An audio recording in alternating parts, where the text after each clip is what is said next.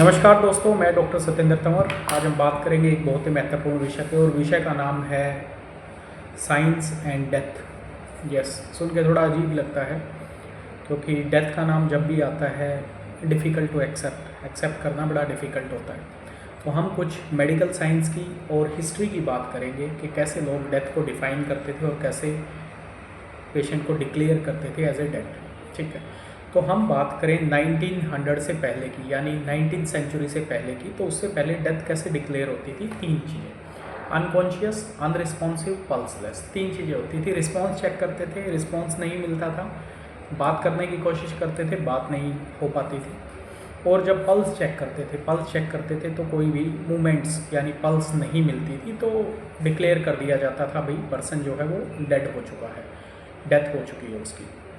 क्योंकि 1900 से पहले ईसीजी नहीं था, तो इसलिए बाद में ईसीजी आया। तो 1900 से पहले डायग्नोस करते थे, क्लिनिकली साइन एंड सिम्टम्स देखते थे और डिक्लेयर कर देते थे। 1900 में आया ईसीजी, से thanks to sir William Einthoven. William Einthoven एक इलेक्ट्रोफिजिस्ट थे जिन्होंने ईसीजी डिस्कवर किया।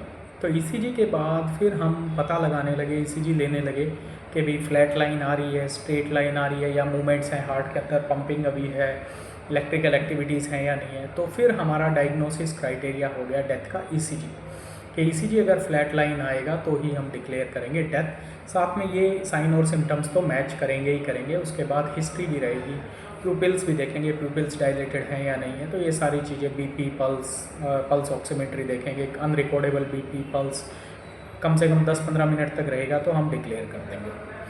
उसके बाद कुछ एंट्री हुई सीपीआर की। यस, सीपीआर की, कार्डियोपल्मोनरी रिससिटेशन, जो ऑफिशियली अराउंड 1950s के अराउंड ऑफिशियली जो एक्चुअल कार्डियोपल्मोनरी रिससिटेशन था, से thanks to William B Kohn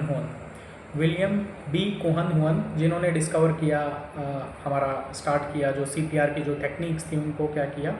और साथ में पीटर सफ़र भी एक डॉक्टर थे जिन्होंने सीपीआर को ऑफिशियली अनाउंस किया कि कार्डियक अरेस्ट में यूज़ करना चाहिए। तो फिर स्टार्ट होने लगा सीपीआर। तो ये जो 19th सेंचुरी के आसपास जिनको हम डिक्लेयर कर रहे थे डेड, फिर हमने स्टार्ट किया सीपीआर करने के बाद कुछ लोगों में साइंस ऑफ लाइफ आ गया, जिसको हम बोलते हैं रॉस्क, रिटर्न ऑफ स्पॉन्टेनियस सर्कुलेशन। मतलब कुछ लोग बच जाते थे।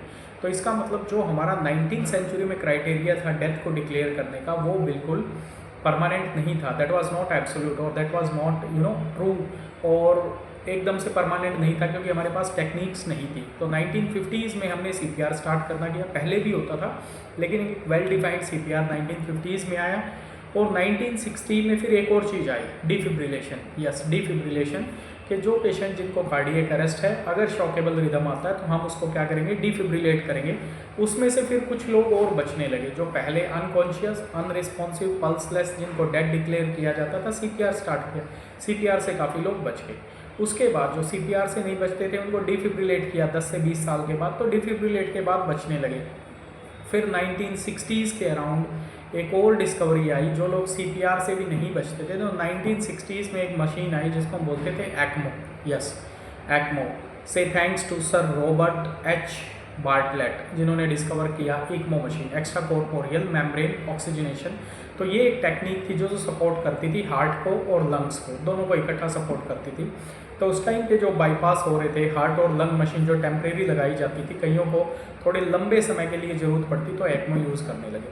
तो 1975 और 1980s में आया हमारा ECLS। यस, ECLS आपने सुना होगा, BLS, ACLS, नया आया ECLS, extra corporeal life support, ECLS आया। ECLS से क्या है, जो लोग जिनको कार्डियक अरेस्ट हो जाता था, सीपीआर भी दे लेते थे, डिफिब्रिलेट भी कर लेते थे, फिर भी नहीं बचते थे, उनको ट्राई किया गया ECPR के लिए, यानी ECLS के लिए। ECLS से फिर और लोग बचने लगे। तो 200 के अराउंड 1970s में ये इक्मो जो है काफ़ी पॉपुलर हो गया था, और 200 के अराउंड इसकी एंट्री हुई इंडिया के अंदर। उससे पहले इक्मो का कोई कहीं आपको सुनने को नहीं मिलता था।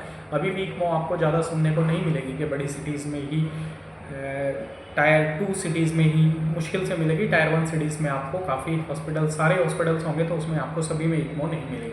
सुपर स्पेशलिटी कुछ ही हॉस्पिटल्स में, क्योंकि इसके लिए काफ़ी पैराफेरेनेलिया और काफ़ी कंसल्टेंट की आवश्यकता पड़ती है टेक्नीशियंस की, और तो इसलिए ये हर हॉस्पिटल में अवेलेबल नहीं होती।